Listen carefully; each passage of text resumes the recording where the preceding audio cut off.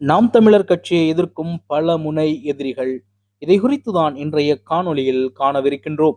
உலகெங்கும் பரவி வாழ்கின்ற தமிழ்குடி மக்களுக்கு தமிழ் தலைவனின் வணக்கங்கள்.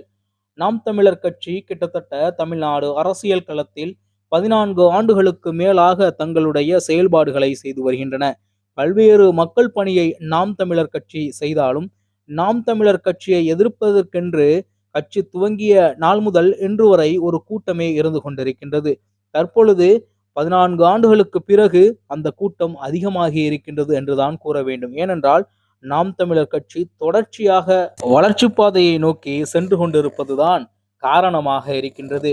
நாம் தமிழர் கட்சி ஒரு வருடத்தில் அழிந்துவிடும் அல்லது 2 வருடத்தில் அழிந்துவிடும், எப்படியாவது நாம் தமிழர் கட்சி தேர்தலில் தோல்வியுற்று தானாகவே மூடிவிடுவார்கள் அந்த கட்சியை என்றெல்லாம் எதிரிகள் எதிர்பார்த்த காலம் போய் தற்பொழுது என்னடா இது, நாம் தமிழர் கட்சி ஒவ்வொரு தேர்தலுக்கும் இவ்வளவு பெரிய வளர்ச்சி விகிதத்தை அடைகின்றதே, எப்படியாவது முடக்க வேண்டும் என்று எதிரிகள் எதிர்பார்ப்புக்கு நேர் எதிர்ப்பாக நாம் தமிழர் கட்சி வளர்ந்து கொண்டே இருக்கின்றது. அவர்கள் ஆரம்பத்தில் தானாக முடங்கி விடுவார்கள் என்று நினைத்தார்கள். பிறகு அவர்களே முடக்க நினைத்தார்கள். பிறகு தற்பொழுது முடக்கிக் கொண்டே இருக்கின்றார்கள். ஆனால் எல்லாவற்றிற்கும் மேலாக நாம் தமிழர் கட்சி மேலோங்கி வளர்ந்து கொண்டுதான் இருக்கின்றது.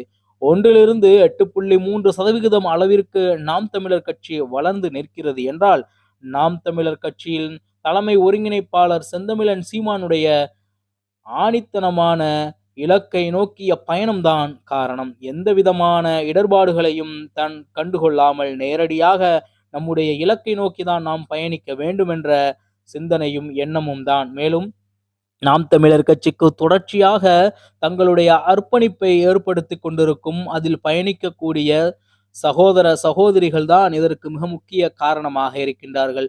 மேலும் செந்தமிழன் சீமான் அவர்கள் கூறுகின்ற உறவுகள் என்ற ஒற்றை வார்த்தையால் தொடர்ச்சியாக நாம் தமிழர் கட்சியில் பல லட்ச உறவுகள் இணைந்து கொண்டே இருக்கின்றார்கள். இதனுடைய பயனாக, இதனுடைய செயல்பாட்டின் உச்சமாக பார்க்கப்படுவது எதுவென்றால், நடந்து முடிந்த நாடாளுமன்ற தேர்தலில் ஒன்றல்ல இரண்டல்ல, 1 லட்சம் அல்ல 2 லட்சம் அல்ல, கிட்டத்தட்ட 36 லட்ச வாக்காளர்களை நாம் தமிழர் கட்சி பெற்றிருக்கின்றது. ஏன் 36 லட்ச மக்கள் வாக்காளர்களை நாம் தமிழர் கட்சி பெற்றது என்றால் அதற்கு காரணம் இருக்கின்றது. தமிழ் மண்ணில் இதுவரை இருந்த அரசியலை தவிர்த்து புதியதோர் அரசியலையும் புதியதோர் பாதையையும் மக்களை நல்வழிப்படுத்த வேண்டும் என்ற திட்டத்தையும் வைத்துக்கொண்டு செயல்பட்டு கொண்டிருக்கின்ற ஒரே கட்சி நாம் தமிழர் கட்சி மட்டும்தான் என்ற காரணத்தினாலேயே ஒன்றல்ல ரெண்டல்ல 36 லட்சம் மக்கள் நாம் தமிழர் கட்சியை ஆதரித்து நடந்து முடிந்த நாடாளுமன்ற தேர்தலில் வாக்களித்தார்கள். அது மட்டுமல்லாமல் 8.3% வாக்குகளையும் நாம் தமிழர் கட்சிக்கு கொடுத்து அங்கீகரிக்கப்பட்ட மாநில கட்சியாக உருவெடுக்க வைத்தார்கள். மேலும் தமிழ்நாட்டின் அத்தியாவசியமாக நாம் தமிழர் கட்சி மாறி நிற்கின்றது.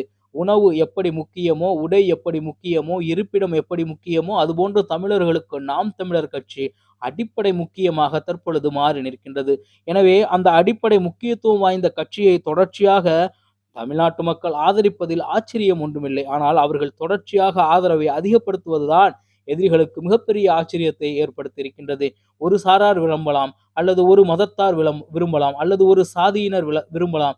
தொடர்ச்சியாக தமிழ்நாட்டு களத்தில், அரசியல் களத்தில் அனைத்து தரப்பு மக்களும் விரும்பக்கூடிய ஒரு கட்சியாக, மீண்டும் மீண்டும் வளரக்கூடிய ஒரு கட்சியாக, எல்லோராலும் ஈர்க்கப்படக்கூடிய ஒரு கட்சியாக தற்பொழுது தமிழ்நாட்டு அரசியல் களத்தில் இருக்கக்கூடிய ஒரே ஒரு கட்சி அது நாம் தமிழர் கட்சி மட்டும்தான். இதனுடைய வளர்ச்சி என்பது 2026 தேர்தலில் நிச்சயமாக தெரிந்துவிடும் என்பதை கூறிக்கொண்டு மீண்டும் நல்லதொரு காணொலியில் உங்களை சந்திக்கின்றேன். இலக்கு ஒன்றுதான், தமிழ் பேரினத்தின் விடுதலை. நன்றி, வணக்கம். நாம் தமிழர்.